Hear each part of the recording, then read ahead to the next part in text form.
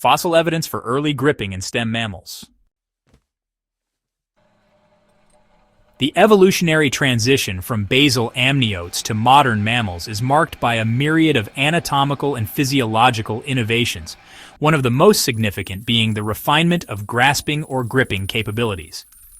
While the ability to grip may appear mundane in modern mammals, it represents a complex set of adaptations in skeletal structure, musculature, and neural coordination. In evolutionary biology, understanding the origins of such abilities is central to reconstructing behavioral and ecological niches of extinct taxa. Among the most intriguing subjects in this area of research is the fossil evidence suggesting that stem mammals, those primitive mammaliaforms that lie outside the crown group Mammalia, were already experimenting with morphological structures conducive to gripping. This documentary explores the fossil data and paleobiological interpretations that shed light on early gripping adaptations in stem mammals, revealing a mosaic of functional traits that foreshadow the remarkable manipulative capabilities of later primates, rodents, and carnivores. To fully appreciate the evolutionary trajectory of gripping, it is essential to clarify the classification of stem mammals.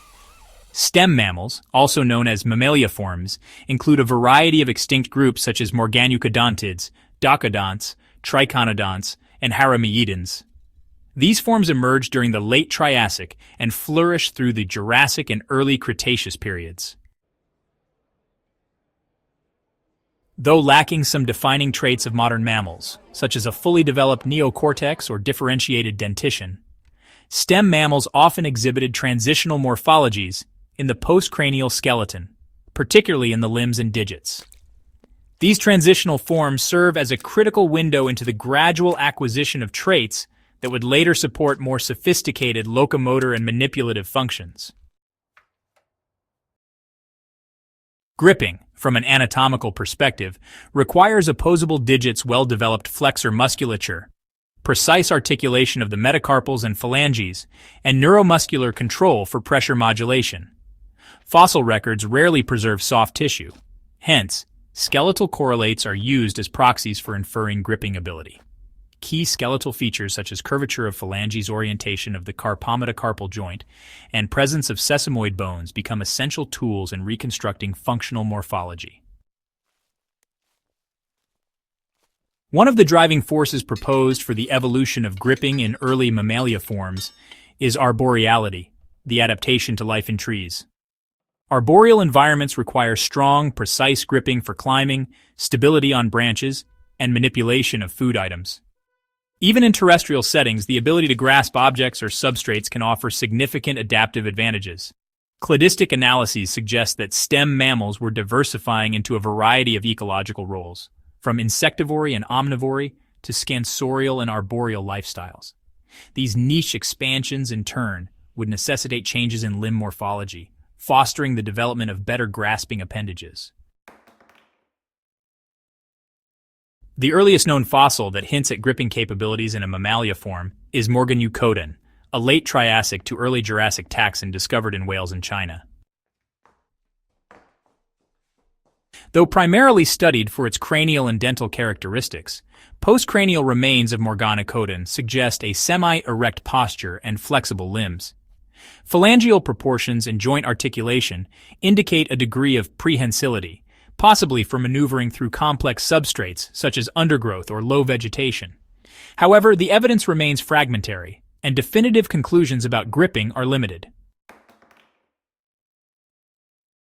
The Docodont Castorocauda lutrasimilis, discovered in the Dahugu beds of Inner Mongolia, provides a fascinating insight into the versatility of stem mammals. Estimated to have lived around 164 million years ago, Castorocauda possessed features consistent with semi-aquatic habits, including a flattened tail, webbed feet, and robust forelimbs. Although not a climber in the traditional sense, Castorocauda exhibits enlarged and clawed digits that may have enabled powerful grasping, either for paddling or manipulating aquatic vegetation. In a 2006 paper published in Science, Qiang and Colleagues described how the preservation of soft tissue impressions and the limb morphology of Castorocauda indicated specialized adaptations not only for swimming, but potentially also for gripping submerged objects. The presence of elongated digits with large flexor tubercles in the manual phalanges suggests enhanced digital flexion. Though the function may not be analogous to arboreal gripping, it represents a convergent trajectory toward refined manual dexterity.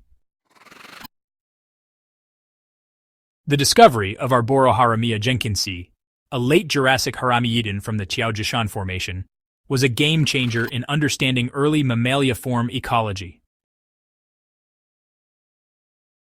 Moreover, micro-CT scans of Arboroharamiya's manus revealed well-developed metacarpophalangeal joint surfaces that permitted a wide range of motion. The curvature of the manual phalanges was comparable to that of modern tree-dwelling mammals such as squirrels or marsupials. This indicates that complex grip mechanics evolved independently in multiple mammaliaform lineages, driven by environmental pressures rather than phylogenetic constraints. Another significant group in this evolutionary story is the Multituberculata, often considered the rodent analogues of the Mesozoic. While multituberculates are more derived than traditional stem mammals, their roots lie in early mammaliaforms, making their anatomy critical in tracking the evolution of gripping. Fossils such as Jeholodens and Nemectbatar show distinctive limb morphologies, including elongated and opposable digits, suggesting that these mammals were adept at climbing and manipulating food. The manual digits in multituberculates show a range of mobility and joint articulation that supports fine motor control. Fossilized claw sheaths in some specimens indicate use for both climbing and grasping. In particular, the presence of an abductable pollex or thumb in Jeholodens has led researchers to hypothesize advanced prehensile function. This gripping adaptation would have allowed multituberculates to exploit arboreal niches, handle seeds, fruits, and potentially use forelimbs for grooming or nest building, as modern rodents do. Understanding gripping in extinct taxa also requires comparative frameworks with extant species. The curvature of phalanges, for example, has been extensively used as a proxy for estimating climbing behavior and grip strength. A 2009 study by Qiang and Colleagues examined phalangeal curvature in both extant mammals and fossil taxa. They found that curved phalanges correlate strongly with arboreal locomotion, as the curvature increases the contact area during grip and reduces muscular strain. When fossil phalanges from species such as Morganucodon and Volaticotherium were analyzed, they displayed moderate to high curvature, consistent with the hypothesis that early mammals engaged in climbing or gripping activities. These fossils often show flexor pits and bony ridges where muscles would have attached, indicating powerful flexor tendons capable of generating significant grip force. Volaticotherium antiquus, for instance, represents an especially curious case. A gliding mammal from the Jurassic, discovered in China, Volaticotherium possessed a patagium and elongated limbs. Its manual anatomy showed curved digits and enlarged joint surfaces, consistent with a combination of climbing and gliding, both requiring excellent gripping abilities. The convergence of gripping adaptations in Volaticotherium and later gliding mammals like Colleagues underscores the functional utility of grasping beyond terrestrial or arboreal movement. As mammals evolved, digit configurations became increasingly specialized. Opposability, where a digit can touch the other fingers, is a hallmark of manipulative dexterity. While true opposable thumbs are rare outside primates, early signs of digit differentiation can be observed in some Mesozoic mammaliaforms. The multituberculate Lambdopsilis, for example, exhibits a digit layout that could have supported limited opposition, allowing for a clamp-like grip. Additionally, sesamoid bones such as the prepollex and prehallux, ossifications in the tendons, are considered indicative of grasping capability. In modern mammals like pandas, these bones function as a sixth digit to aid in gripping bamboo. Similar bony projections have been documented in some multituberculate and eutherian fossils, suggesting that biomechanical innovation in support of gripping was more widespread and deeply rooted than previously assumed. Interpreting gripping ability from fossils involves inherent limitations. Taphonomic processes often distort or destroy delicate anatomical features.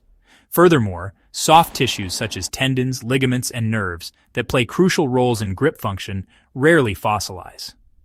However, modern techniques like synchrotron imaging, micro-CT scanning, and three-dimensional morphometric analysis are bridging this gap by providing high-resolution reconstructions of bone surfaces and internal structures. One breakthrough example is the study of Jeholodens jenkinsi, an early Cretaceous mammaliaform from China. Jeholodens preserved an articulated forelimb, revealing a semi-sprawling posture and a robust manus with mobile joints.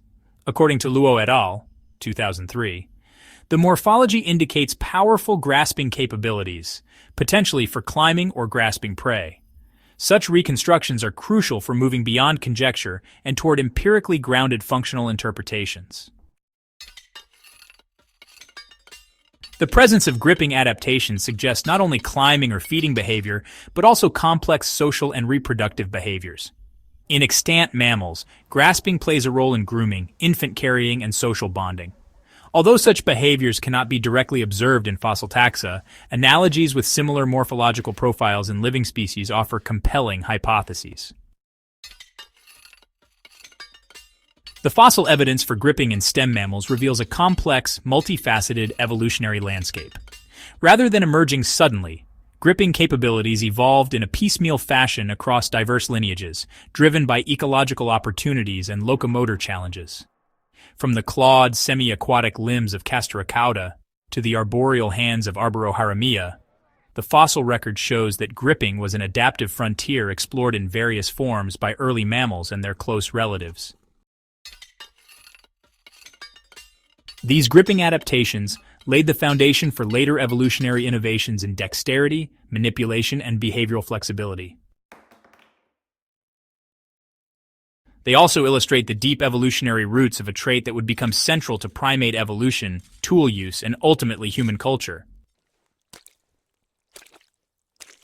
The evolution of grip is therefore not merely a story of fingers and bones, but a testament to the profound interconnectedness of anatomy, ecology, and behavior in the mammalian narrative.